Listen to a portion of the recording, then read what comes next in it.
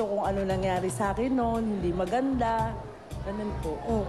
Okay, Deborah, congratulations sa 10 years ka ng drug-free. Sana mapagpatuloy mo pa yan. At ito naman si Dennis Clavaton, 6 years naging drug dependent. Tumigil siya sa bisyo niya nung kung ano-ano nang nakikita niya sa imahinasyon niya. Ano ba yung nakikita mo, Dennis? Bali, nangyari po kasi sa akin, sinapian po kasi ako. Medyo, siguro, sobrang high na high po sa pinagbabawal pong gamot. Yun po, kung ano-ano po yung pumapasok sa isipan ko. Kesyo naghuhukay po raw ako dahil may kayamanan daw dun sa ano. Talaga. Dennis, ang sabi nila kapag nalulung ka daw, talagang lahat gagawin mo para lang makabili. Sa akin Nangyari ba sa inyo? Sa akin naman po, hindi po nangyari po yun. Pag wala po talaga, wala. Okay.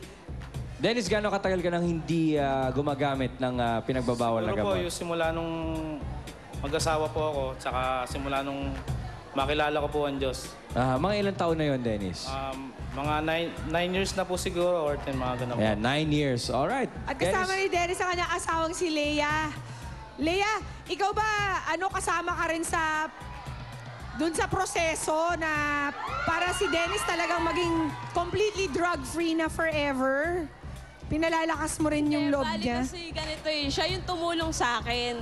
Ha? Paano? Kasi that time din, nagda-drugs din ako. Ganun. Okay, so nagtulungan kayong mag-asawa. Paano nangyari yun, Dinala Leia? niya kasi ako sa probinsya nila, sa Leyte. Okay. Doon wala kasing ganun doon. Okay. Big sabihin talagang nilayo niya ako para wala na. Galing. So, Dennis, bukod sa naisalba mo yung sarili mo, naisalba mo pa ang asawa mong si Leia. Opo, totoo po yun. Leia, ano bang gusto mong sabihin kay Dennis na nakatulong sa'yo sa pagkaalis sa bisyo? Yun, salamat. Salamat dahil lagi ka nandyan. Tapos, kahit 9 years na tayong mag-asawa, wala pa rin tayong anak, handyan ka pa rin. Salamat. Walang I love you. I love you, be. I love you too. Thank you, Leia. Okay, Dennis at Deborah, 1-0 ang score natin. Baka makabawi dito si Deborah. Babawi Deborah, kami. ha? Ito ang category. Bokeh ang pamputi. Ito ang category number 3. English or Tagalog. Spelling is the category. Meron kayong 10 seconds para sagutin ang katanungan na manggagaling kay Paolo. Those who have lost their way must not be deprived of having another chance and making a new beginning. Spell the word beginning. Nauna si Deborah. Go, Debs! B-I-B-E.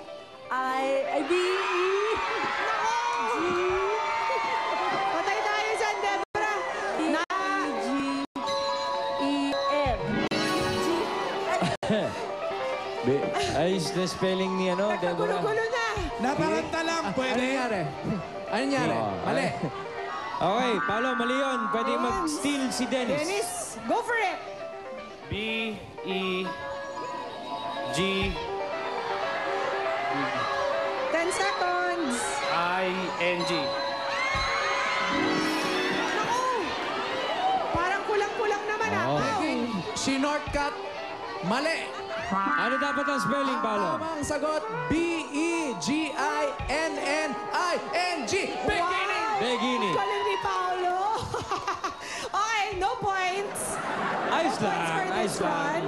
1-0 pa rin ang ating score. Pula ang nangunguna. Alan Kay. Alam nyo, itigil na natin muna yung pagkanta. Sumayaw naman tayo. Pasayawin natin si Catherine Reyes.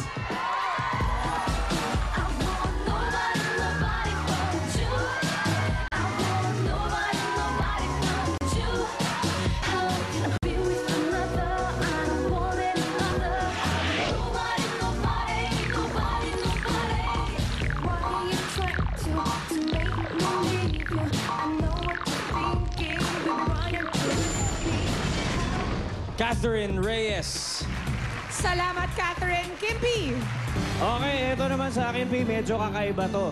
Dati isa siyang computer technician na dating nakulong dahil sa robbery case at nalulong sa masamang bisyo. Kaya eto si Reynaldo, ang talent naman niya what's up? Freestyle rap, man. Wow! Yeah, come on! GP Sambit! Handa na bang lahat? Grupong nakapula. Ako andito, ako mapapasinig. Ngayon, nandito na naman muling bumabalik ang aking tinig. Ngayon, maririnig ng buong daigdig. Mga yinig, mga tudyong dalawa. Wala namang sinabi, panay kayo punta. Wala kayong kaalaman, kaya nandito na nakatayo. Lagi nagsasalita, ang liriko, makabago. Di kalidad, lahat may istorya. Yo, break it down. Break it down, Break it Stig. Iba ka? Low it down, Stig. Low it down. La. Si Reynaldo. Reynaldo, anong gusto mong malaman ng mga tao tungkol sa masamang bisyo?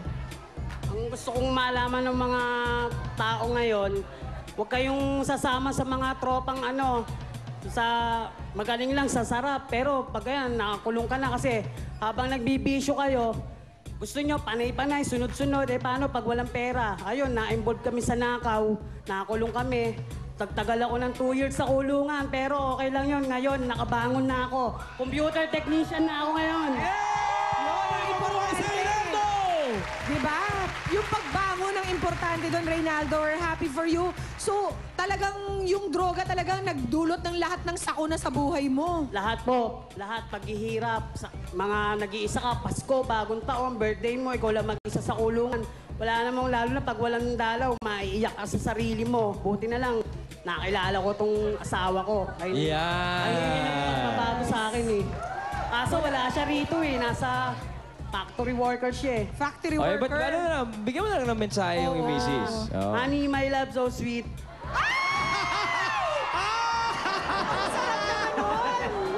Lagi mong tandaan, mahal na mahal kita. Kahit lagi kang galit sa akin, kahit minsan wala akong pera, huwag mo papagalitan kasi wala pang sahod. O Renato, galingan mo dito para meron tayong maibigay kay misis. We're happy for you, Reynaldo, at proud kami na nakabangon ka. Okay. Si Catherine din, bumangon din mula sa 7 taong pagkaka-dependent sa drugs. Ikaw naman, Catherine, paano mo nagawa yun? Sa pamagitan ng mga anak ko, tinigil ko kasi nahuli rin ako ng panganay kong anak. Parang ang sakit nun, na parang yung sarili mo pang anak yung nagdidisiplina sa'yo. Ano sinabi niya sa'yo, Catherine? Sabi niya, ma, tigilan mo na yan. Sabi niya gano'n. Ang anak mo lalaki, babae? Lalaki. Lalaki? Panganay Na ko, hindi lalaki. nagbibisyo? Hindi. So parang napahiya ka sa sarili mo? Ganun po. Lungkot Oh, naman. nandito ang isang anak ni Catherine, si Danica. Danica? Ito si Danica yung maliit. Wala yung panganay niyo. Wala. Ikaw lang. Ano ka, bunso? Hindi po, pangalawa po sa panganay. Anong masasabi mo kay mama mo? Mama, salamat po na tinigilan niyo na po yung pagdadrugs at masamang bisyo. Mama, mahal na mahal ko po kayo ni Papa at ng mga kapatid ko. Ako rin, mahal na mahal kita. Anong pakiramdam nung ganun, Catherine, na parang yung anak mo talaga nagsasabing salamat sa pagtigil niyo sa Masaya drug? po.